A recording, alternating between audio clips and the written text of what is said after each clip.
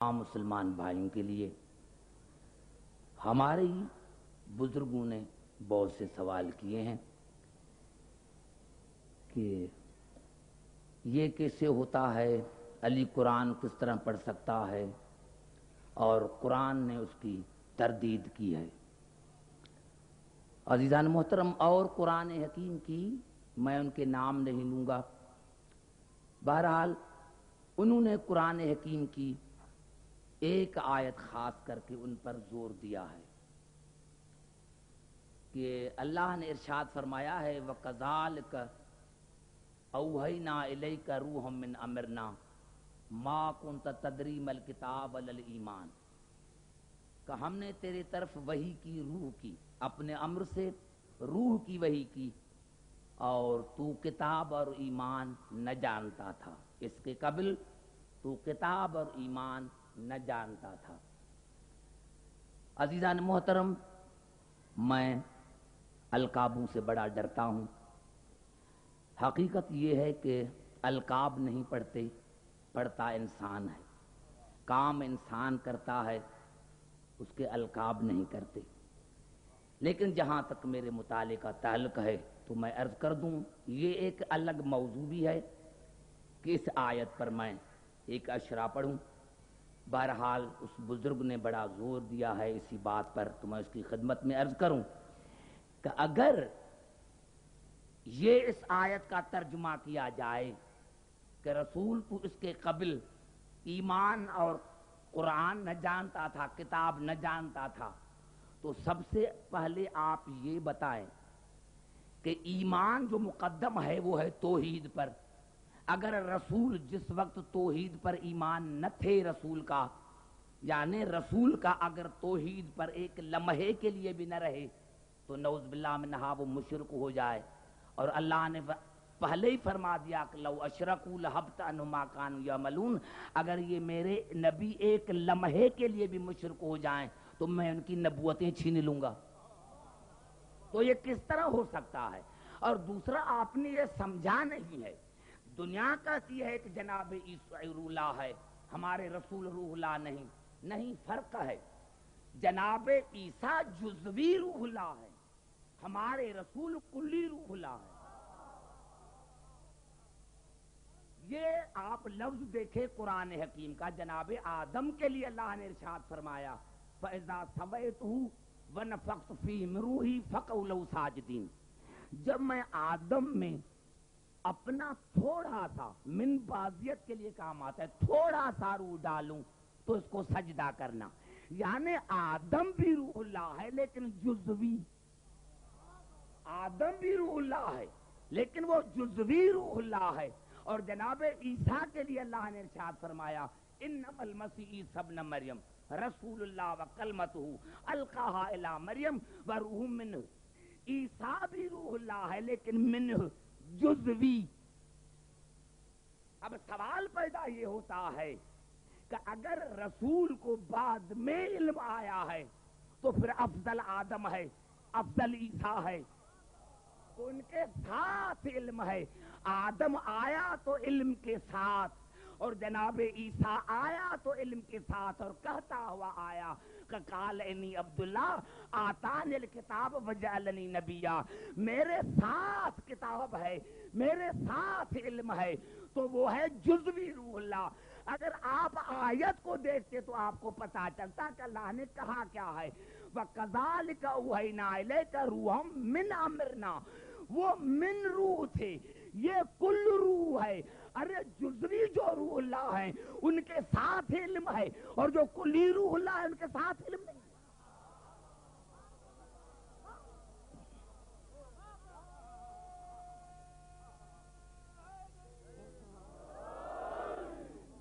تو آپ نے سمجھا ہی اس آیت کو نہیں۔ اور دوسری بات یہ ہے کہ آگے آیت کو پڑھو کہ وَلَٰكِنْ جَعَلْنَا، لیکن عربی میں اسی لیے آتا ہے کہ کسی شک کو دور کرے، شبہات کو دور کرنے کے لیے آتا ہے۔ انشاءاللہ میں اسی آیت پر کل بھی پڑھوں گا۔ اور دوسرا جو یہ ہے کہ یہ کیسے مدد کرتے ہیں، کیا کرتے ہیں، مجھے تعجب ہے اسی لیے میری آج تقریر جو ہے موسوم اور قرآن کے موضوع پر انشاءاللہ میں پوری کوشش کروں گا. ہر خطیب جو ہے اپنے اپنے علم کے مطابق پڑھتا ہے. عزیزان محترم، ہمارا علم ہے محدود، خدا ہے لامحدود. ہمارا عقل محدود، ہمارا علم محدود، وہ ہے لامحدود. ہم محدود رہ کر لامحدود کو سمجھ نہیں سکتے. کمزوری ہماری یہ ہے کہ ہم ہیں محدود، وہ ہے لامحدود. ہم محدود رہ کر لامحدود کو سمجھ نہیں سکتے. فرض کرو کہ میں ابھی ابھی آ رہا تھا، میں نے آن کے یہاں آپ کو بتایا کہ بھائی میں ابھی ابھی آ رہا تھا تو ایک چڑیا نے اونٹ کو مار دیا. اب کہیں گے بھائی یہ کیا ہو گیا، یہ تو اچھا بھلا تھا، اس کو کیا ہو گیا؟ بھائی چڑیا نے بھی کبھی اونٹ کو مارا، لیکن ہماری عقل محدود ہے. اگر عبدالحکیم کہے کہ ایک چڑیا نے اونٹ کو مار دیا تو آپ کہیں گے کہ یہ کیسے ہو گیا. لیکن اگر وہی خدا ابابیل کے ذریعے ہاتھی کو نشین کو ختم کر دے، وہی خدا اگر ہاتھی نشینوں کو تباہ کر دے، کیونکہ آپ نے سوچا تھا محدود رہ کر، اسی لیے آپ کا میرا کلام سمجھ میں نہ آیا کہ بھائی ایک چڑیا جو ہے وہ بھی اونٹ کو مار سکتی ہے. محدود رہ کر، اسی لیے آپ کا میرا کلام سمجھ میں نہ آیا کہ بھائی ایک چڑیا جو ہے وہ بھی اونٹ کو مار سکتی ہے. لیکن وہی اللہ اگر ابابیل کے ذریعے ہاتھی نشینوں کو ختم کرے تو اس پر تمہارا یقین ہے. افسوس کی بات ہے اتنا کمزور عقیدہ. اللہ اگر ابابیل کو طاقت دے تو تمہارا ایمان ہے، اور وہی اللہ اگر علی کو طاقت دے.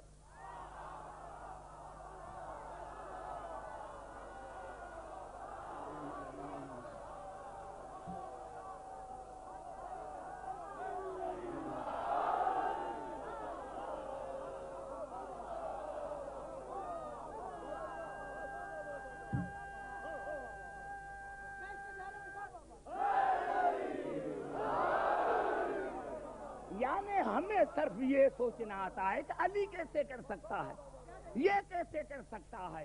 بھائی آپ نے اس لامحدود کو سمجھا ہی نہیں، آپ نے محدود دائرے میں سوچا تو آپ کو علی سمجھ میں نہ آیا. ایمان سے بتاؤ، اگر موجودہ معاشرے میں کسی کنواری لڑکی کو بیٹا پیدا ہو تو اس کی عزت کیا رہے گی؟ بیٹے کی عزت کیا ہوگی؟ اس ماں کی عزت کیا ہوگی؟ آپ نے محدود عقل میں سوچا، لیکن خدا نے کہا کہ آپ کے سمجھ میں نہیں آتا. میں اللہ وہ ہوں کہ اگر کنواری مریم نامی لڑکی کو بیٹا عطا کروں تو وہ بھی موسوم، وہ بھی موسوم، وہ بھی طاہر، وہ بھی طاہر. تو تم نے محدود رہ کر لامحدود کو سوچا، اسی لیے تمہیں علی سمجھ میں نہیں آیا. عزیزان محترم، تمہیں علی سمجھ میں نہیں آیا اور قیامت تک سمجھ میں نہیں آئے گا. کیونکہ بلا کہ علی کی معنی ہیں بلند. جہاں پیدا ہوا کعبہ، کعبے کی معنی ہے بلند. اور جہاں آج اس کی آرام گاہ ہے نجف، اس کی معنی ہے بلند. علی معنی بلند، کعبہ معنی بلند، نجف معنی بلند. جس علی نے کبھی پستی دیکھی ہی نہیں وہ علی تمہیں سمجھ میں کیسے آئے گا؟ علی ہے ہی بلند.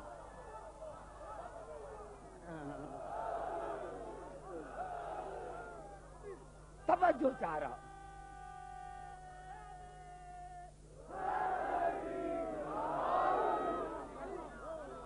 تمام مسلمان بھائیوں کے لیے میں یہ عرض کرنا چاہتا ہوں کہ میں ابھی تقریر شروع کر رہا ہوں، اور میری تقریر یہ ہے آج جو ہے کہ آؤ قرآن سے پوچھیں کہ موسوم کے پاورز بھی ہیں یا نہیں. دیے تو اس کو اللہ نے ہے پاور، طاقت تو اس کو اللہ نے دی ہے، لیکن آؤ قرآن سے پوچھیں کہ کتنے ان کے پاور ہیں. کہ بلا میں نے عرض کیا کہ ہمارا لامحدود علم ہے. اگر میں اس بھائی کو کہوں کہ بھائی جاؤ بازار سے آنکھ جھپکنے میں کنوں لے کر آؤ، یہ ناممکن ہے. سائنس نے اتنی ترقی کی ہے لیکن یہ ناممکن ہے کہ آنکھ جھپکنے میں یہ کنوں لے کر آئے بازار سے، اور یہ ناممکن ہے. جب سائنس نے ترقی کی ہے لیکن جب سائنس کا نام نہیں تھا، اور جناب سلیمان نے کہا کہ ہے کوئی جو بی بی بلقیس کا تخت لے کر آئے، تو ایک جن نے کہا کہ ہاں آپ کی یہ محفل جو ہے، مجلس جو ہے، ختم ہونے سے پہلے میں لے کر آؤں گا. کہا نہیں، ابھی جلدی، اسی سے جلدی. تو قال الذی عنده علم من الکتاب انا آتیک بہ قبل ان یرتد الیک طرفک، میں لے کر آؤں گا آنکھ جھپکنے سے پہلے، بند ہونے سے نہیں، آنکھ جھپکنے سے، بند ہونے سے نہیں. اگر بند ہوتی تو آنکھیں بند کر کے خدا جانے کون اٹھ گیا کون بیٹھا ہے. آنکھ جھپکنے میں لے کر آؤں گا. وہ اتنا سا فاصلہ، یعنی ہم آنکھ ابھی ہماری جھپکتی رہتی ہے، تو آنکھ جھپکنے میں یعنی درباریوں نے نہ یہ دیکھا کہ کیسے گیا کیسے آیا، کیونکہ آنکھیں تو کھلی ہوئی تھی، آنکھیں تو بند نہ تھی. تو آصف بن برخیا جس کو کتاب کا چھوٹا سا علم ہے، اگر وہ اتنے فاصلے پر جائے، کسی کو پتا نہ تھا کہ گیا کیسے آیا کیسے، تو مسلمان کو اعتراض نہیں. اور جس علی کو کائنات کا کلی علم ہے اسی کے لیے پوچھتا کہ کیسے آیا کیسے گیا.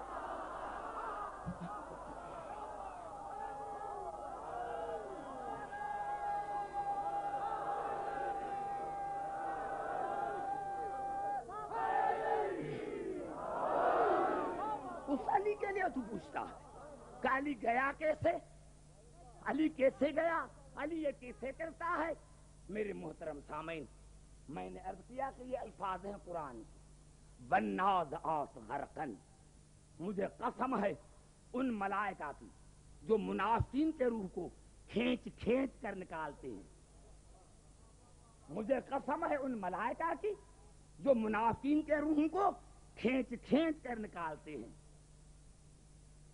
والنازعات غرقن والناشطات نشطن. اور مجھے قسم ہے ان ملائکہ کی جو مومنین کے روح کو آزاد کر دیتے ہیں. یہاں سے پتا چلا کہ مومنین کے پاس اور ملائکہ جاتے ہیں، منافقین کے پاس اور جاتے ہیں. یہاں سے پتا چلا کہ منافقین کے پاس اور ملائکہ جاتے ہیں، مومنین کے پاس اور جاتے ہیں. والسابحات سبحن. اے مجھے قسم ہے ان ملائکوں کی جو اڑ اڑ کر روزی پہنچاتے ہیں، تیرنے والے ملائکہ کی جو روزی پہنچاتے ہیں. والسابقات فالسابقات سبحن. مجھے قسم ہے ہر کام میں سبقت کرنے والے ملائکوں کی. فالمدبرات امرن. اے مجھے قسم ہے ان ملائکہ کی جو ہر امر کی تدبیر کرتے ہیں.